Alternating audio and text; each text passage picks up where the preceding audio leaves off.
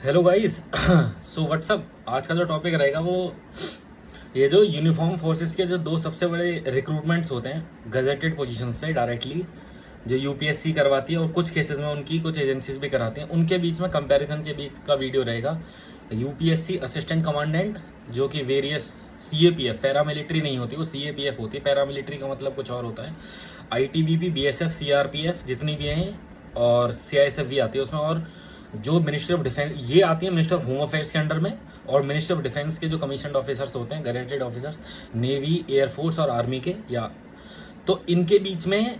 अच्छा, तो video start करने से पहले मैं बता दूं, मैं किसी के भी प्रति बायस नहीं हूं, क्योंकि ना ही मैं किसी पैरामिलिट्री में वर्क करता हूं, ना ही मैं किसी डिफेंस फोर्सेज में, आर्मी, एयरफोर्स, नेवी, तीनों में से किसी में भी काम नहीं करता हूं। तो जितने भी वीडियोस आपने आज तक यूट्यूब पर देखे होंगे, इन दोनों फोर्सेज के कंपेयर, फोर्सेज नहीं, इन दोनों एग्जामिनेशन, फोर्सेज तो दोनों में बहुत सारी है एग्जाम्स के थ्रू, तो वो या तो किसी पैरा सीएपीएफ में होगा या फिर किसी डिफेंस, आर्मी, एयरफोर्स, नेवी में होगा, तो उनके व्यूज तो बायस्ड ही होंगे।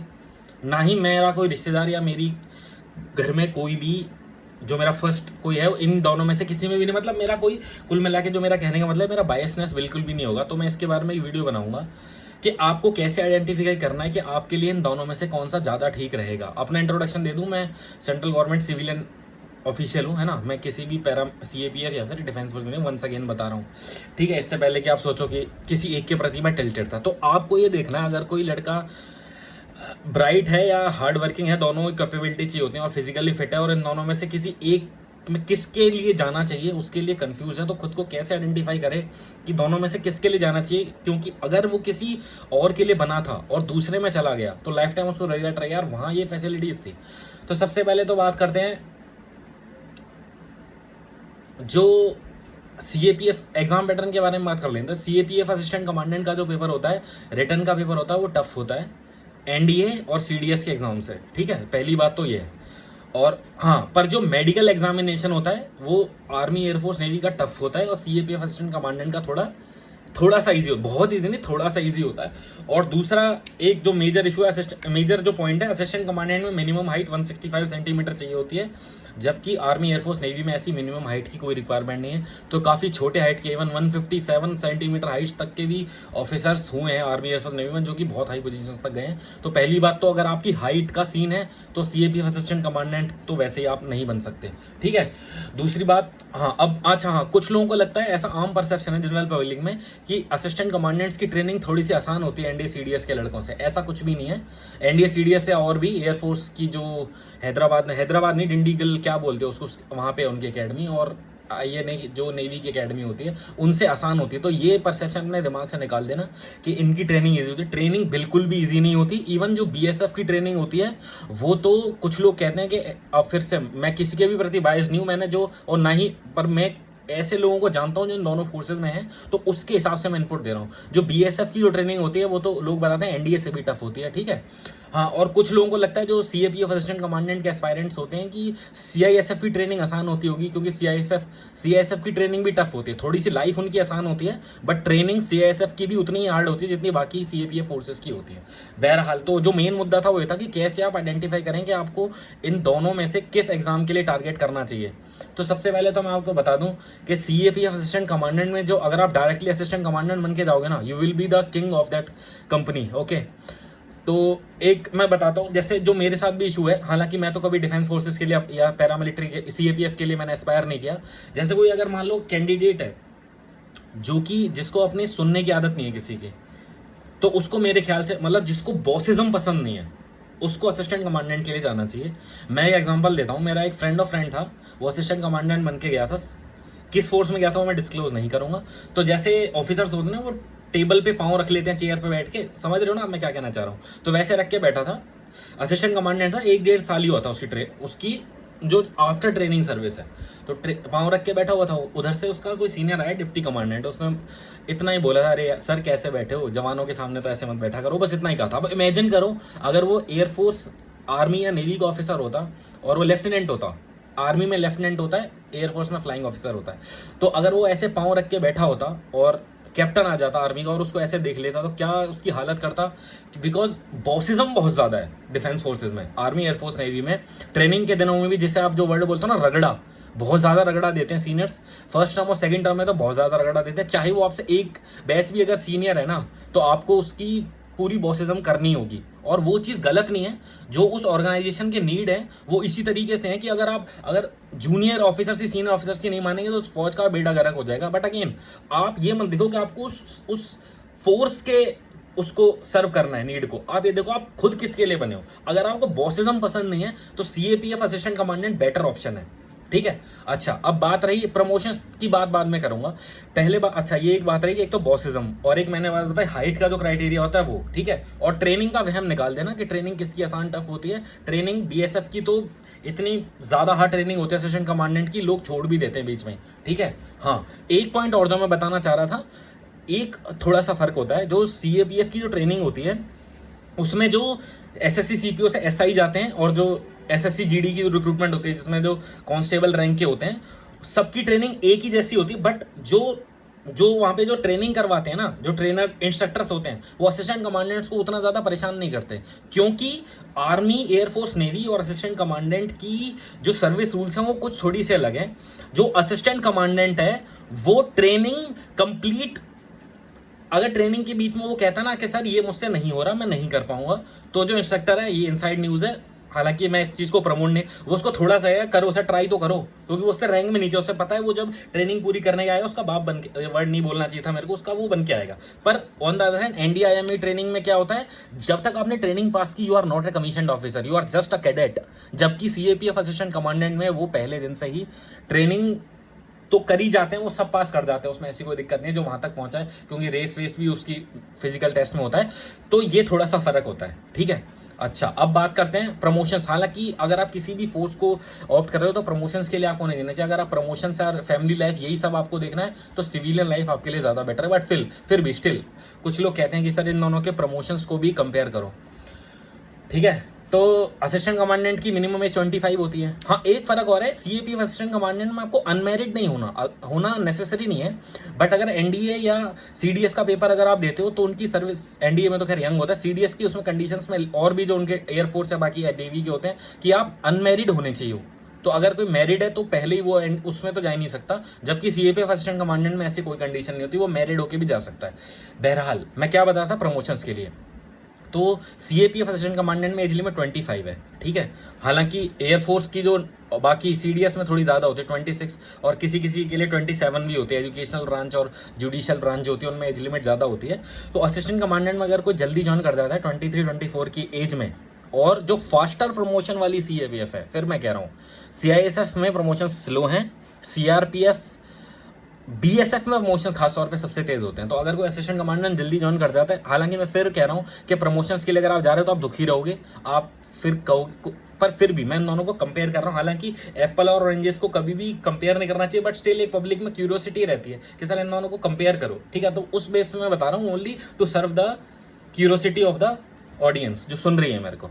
तो प्रमोशन सीएपीएफ में मैं बताता हूँ किस तरीके से बाय एंड लार्ज ऊपर है। अगर कोई 23-24 साल की उम्र में असिस्टेंट कमांडेंट बन जाता है फास्टर प्रमोशन वाली सीएपीएफ में, तो उसका डीआईजी बनना तो मिनिमम तय है। और कुछ केसेस में अभी उसमें केस भी चल रहा है, जो एनएफएफयू है वो सीएपीएफ को ग्रांट पार्शियली हो चुकी है, वो पूरी तरह एक दो साल में हो जाएगी। तो इंस्पेक्टर जनरल आईजी बनना है वो, ठीक है। आईजी आर्मी में मेजर जनरल के बराबर होता है, ठीक है। बाकी नेवी एयरफोर्स के आप इक्विवेलेंट देख लेना, तो उसके बराबर होता है। Whereas on the other hand army के जो कमीशन्ड ऑफिसर्स हैं, मैं बता रहा हूँ बहुत ही कम ऐसे आर्मी के लेफ्टिनेंट्स होते हैं जो कर्नल 14 ईयर की सर्विस में बनने वाले होते हैं। अभी 7th पे कमीशन मैन के साथ ये हो गया था कि मिनिमम कर्नल तो बनाना ही है, वरना ऐसे भी आर्मी के ऑफिसर्स होते थे वो सीनियर ऑफिसर से टकरा के मेजर पे भी उनको रिटायर कर दिया करते थे। तो अब ऐसा नहीं है, हालांकि 7th पे कमीशन के बाद 2016 के बाद चीजें सुधरी हैं, बट फिर भी मैं बता रहा हूँ जो नॉन कॉम्बैट रेजिमेंट या नॉन कॉम्बैट जो ट्रूप्स होते हैं, जैसे कि जो नॉर्मल आर्मी सर्विस कोर हो गया, सिग्नल्स हो गया, इनमें प्रमोशन स्लो होते हैं। तो इनमें 70-80% ऑफिसर्स कर्नल रैंक से भी ऊपर नहीं उठ पा रहे हैं। मतलब 26 साल के बाद जाके कर्नल बन रहे हैं, वो भी वो जो कर्नल होता है ना, वो मैं वर्ड फिर वो हेट कमेंट्स आने से मैं बायस नहीं हूँ, वंस अगेन कह रहा हूँ, उसके भी अपने फायदे हैं आर्मी के, वो अभी बताऊंगा। तो उसमें आप कर्नल, मेजरली आप कर्नल से ऊपर नहीं उठ पाओगे। मतलब अगर बहुत ज़्यादा आपकी किस्मत अच्छी नहीं है और आप कॉम्बैट वाली जो ज़्यादा जिनमें आर्मर्ड वगैरह में नहीं गए हो, आर्टिलरी में, तो प्रमोशन स्लो है, तो 80-85% चांसेस आप कर्नल पे रिटायर कर दिए जाओगे। हाँ, एयरफोर्स की फ्लाइंग विंग के प्रमोशन फास्ट होते हैं, वहाँ पे 2 स्टार जनरल, आईजी का मेजर जनरल के इक्विवेलेंट एयर वाइस मार्शल जो होता है वो आप बनोगे, वो मतलब बन जाते हैं लगभग सारे उसमें, बट वो कुछ ही हैं। तो अगर बाई एंड लार्ज देखोगे ना, तो असिस्टेंट कमांडेंट का जो प्रमोशन है वो फास्टर है आर्मी से, ठीक है। हाँ, एक चीज है जो आर्मी में फायदा, मिलिट्री सर्विस पे मिलती है कर्नल रैंक तक को, ब्रिगेडियर से वो मिलनी बंद हो जाती है, तो वो चीज है उसमें, वो फायदा है। हाँ, वो चीज होती है उसके अंदर। और एक चीज मैं बताता हूँ, हाँ, जो आम पब्लिक का जो परसेप्शन है, उन्हें लगता है कि सीएपीएफ जो है वो थोड़ा सा, जो परसेप्शन है उनका कि वो आर्मी को, क्योंकि ज्यादातर को जिनको कुछ भी नहीं पता इसके बारे में, वही सोचते हैं कि आर्मी थोड़ी सी सुपीरियर है। हालांकि ऐसा परसेप्शन है, बट जो मैंने वीडियो स्टार्ट होने के बाद सबसे पहला फायदा बताया था ना, बॉसिज्म। अगर किसी को बॉसिज्म पसंद नहीं है तो असिस्टेंट कमांडेंट के लिए जाना चाहिए। और वेयर एज जो आर्मी, एयरफोर्स, नेवी के जो एसएसबी में देखते हैं ना, वो ये चीज देखते हैं कि टीम में काम कर सकता है नहीं। जिस बंदे को बॉसिज्म पसंद नहीं है ना, वो अच्छा team player by and large हो नहीं सकता। चक्कर ये है। तो एसएसबी में वो ऐसे ऐसे भी एक कई सारे कोरा या और प्लेटफॉर्म्स रेडिट वगैरह पे डाल रखा होता है कि आईआईटीएंस भी एसएसबी में रिकमेंड नहीं हो पाते, जबकि असिस्टेंट कमांडेंट में वो टॉप 10 में रैंक ले आते हैं 5-6 महीने पढ़ाई करके भी। तो उसकी वजह यही है, वो आईआईटीएंस को भी लेंगे एसएसबी वाले। ऐसी दिक्कत है उनको, ये कि जो भी बंदा टीम के लिए दिक्कत हो सकता है उसे कभी भी वो रिकमेंड नहीं करें, क्योंकि आर्मी, एयरफोर्स, नेवी की जो नीड है वो टीम में मिलके कॉम्बैट करते हैं। जबकि असिस्टेंट कमांडेंट को जब भेजा जाता है कंपनी कमांड बना के, तो पूरी उसका 108 है, कभी कभी उससे ज्यादा 120-40 लोगों का के ऊपर अकेला होता है, वो अकेला उनका हेड होता है। तो वहां पे उसकी नीड्स अलग है। वो चाहे अच्छा टीम प्लेयर ना भी हो तब भी काम चल जाएगा। हालांकि ऐसे नहीं होना चाहिए, आपका एटीट्यूड ऐसा नहीं होना चाहिए, बट स्टिल कुछ चीजें किसी के साथ बाय बर्थ होती हैं तो वो उसको पता होना चाहिए। तो एसएसबी में चाहे कितना भी ब्रिलियंट, क्योंकि एक एसएसबी का साइकोलॉजिस्ट था, हालांकि अब उसने रिटायरमेंट ले लिया, तो वो वीडियोस बनाते हैं, उनका नाम नहीं लूंगा, तो उन्होंने बोला था कि जब आप एसएसबी देने जाते हो ना, स्क्रीन इन हो गए जैसे, तो पहले दूसरे तीसरे दिन जो जीटीओ है, वो जो चश्मे ला के रखते हैं वो काले, वो अंदर जाके उनको रिपोर्ट देता है वगैरह को, इंटरव्यूइंग ऑफिसर को, ये लड़का ऐसा है, ठीक है। तो वो अगर उनको बताता ना कि सर लड़का ब्रिलियंट है, सर बहुत ब्रिलियंट लड़का है जी, पर अकेला अकेला रहता है और जी ज्यादा घुलता मिलता नहीं है, तो उसने इतना बड़ा बड़ा लिख के दिया था, ऐसे लोगों की आर्म्ड फोर्सेज में, आर्मी, एयरफोर्स, नेवी में कोई जरूरत नहीं है, कोई जरूरत नहीं। तो अगर आपके साथ कुछ ऐसा सीन है कि आप टीम में अच्छा काम नहीं कर सकते हो, गो फॉर असिस्टेंट कमांडेंट। वहां पे आपकी ऑटोनॉमी भी ज्यादा होगी। बॉसिज्म, जैसा कि मैंने पहले एग्जांपल दिया, जैसे जो मैंने एग्जांपल दिया था, टेबल के ऊपर पांव रख के बैठा हुआ था, तो वो चीज, हालांकि उन चीजों को अच्छा नहीं मानना चाहिए, बट स्टिल अगर आप थोड़ा सा बॉसिज्म नहीं बर्दाश्त कर सकते हो तो असिस्टेंट कमांडेंट बेटर है। और मैं बताता हूँ और क्या फर्क है। हाँ, एक फर्क ये है कि पेंशन ज्यादा होती है। पेंशन उसमें अभी भी ओएस, ओल्ड सर्विस जो है ना, ओपीएस, ओल्ड पेंशन स्कीम है आर्मी, एयरफोर्स, नेवी में, जबकि सीएपीएफ असिस्टेंट कमांडेंट में ऐसा नहीं है। बट आपको जो नहीं पता, जो आम जनता को नहीं पता, वो ये है कि अगर किसी की सर्विस 33 साल से ज़्यादा हो गई है, यानी कि असिस्टेंट कमांडेंट कोई 25 से पहले ही बनेगा, किसी किसी को रिलैक्सेशन होता है, हाँ उन चीज़ों में जाना नहीं चाहता मैं, तो वो 33 साल से ज़्यादा की उसकी सर्विस बैठेगी, तो उसकी जो पेंशन बनने वाली है ना, वो एक आर्मी के कर्नल से ज़्यादा बनने वाली है। फिर भी ये इनसाइड न्यूज़ है जो लोगों को नहीं पता। जो ऊपर ऊपर से पता है कि आर्मी में मतलब आर्मी, एयरफोर्स, नेवी में ओल्ड पेंशन है और इसमें न्यू है, वो आधी कहानी है। जिसको पूरी कहानी है कि जिसकी सर्विस ज़्यादा है ना, उसके लिए एनपीएस भी ओपीएस से भी बेटर होगा। वो मैं किसी दिन बताऊंगा कि अगर 33 साल से ज़्यादा की सर्विस बैठी है तो एनपीएस कैसे ओपीएस को भी बाईपास कर जाएगा। हाँ, किसी की सर्विस ही अगर 20-22 साल है जो प्रमोशन से, फिर तो ओपीएस बेटर था। बहरहाल, एक तो ये मैंने बताया। कैंटीन, हाँ कुछ लोगों को लगता है सीएपीएफ की कैंटीन नहीं होती, ये भी आम जनता को मिसकंसेप्शन है। सीएपीएफ की भी कैंटीन्स होती हैं, सिर्फ आर्मी, एयरफोर्स, नेवी की ही कैंटीन्स नहीं होती। हाँ, एक तो ये मैंने बताया, मिलिट्री सर्विस पे आर्मी में ज़्यादा है, और एक जनरल परसेप्शन होता है कि वो थोड़े से ज़्यादा बड़े देशभक्त होते हैं। हाँ, इस पर मैं आना चाहता था। देखो, ज़्यादा बड़े देशभक्त होते हैं, ये आम जनता का परसेप्शन है कि सीएपीएफ वाले थोड़े कम होते हैं। मतलब बाय एंड लार्ज जो मैंने देखा, जो मैंने अपनी ऑब्जर्व किया अपनी लाइफ में, ऐसा कुछ नहीं होता। देखो, हर डिपार्टमेंट में करप्ट और ईमानदार ऑफिसर्स होते हैं, हर डिपार्टमेंट में देशभक्त और जिनको देश के बारे में कोई फीलिंग्स नहीं, ऐसे लोग होते हैं। कोई भी डिपार्टमेंट या कोई भी फोर्स ईमानदार या करप्ट नहीं होती, इंसान करप्ट या ईमानदार होता है। पहली बात तो ये। क्या एयरफोर्स के ऑफिसर्स करप्शन में, वो वर्ड्स यूज़ नहीं करूंगा मैं जिसको फिर आपको लगेगा मैं बिल्कुल भी बायस नहीं हूँ, क्योंकि मैं ना ही सीएपीएफ में ना हूँ मैं इन तीनों में हूँ, तो मेरा तो बिल्कुल न्यूट्रल है। तो वो भी करप्शन के चार्जेस में पकड़े जाते हैं और सीएपीएफ वाले भी पकड़े जाते हैं, ठीक है। किसी का कोई पर्सनल ग्रज होता है तो वो फिर ऐसे वीडियोस यूट्यूब पे बना देता है कि यार वो उससे बेटर था, तुमने उसी की बढ़ाइयाँ बता दी। ऐसा कुछ नहीं, मैं नहीं बताना चाहता। हाँ, एक तो ये चीज़, हाँ बाय एंड लार्ज जो मैंने प्रमोशन बताया कि आर्मी में ये जो ट्राई फोर्सेज हैं, एयरफोर्स नेवी, उसमें प्रमोशंस ब्रिगेडियर रैंक, ब्रिगेडियर पहले एक्चुअली ब्रिगेडियर को ब्रिगेडियर जनरल कहते थे, वो जनरल वर्ड हटा दिया गया आफ्टर इंडिपेंडेंस, तो वो 1 स्टार जनरल होता है।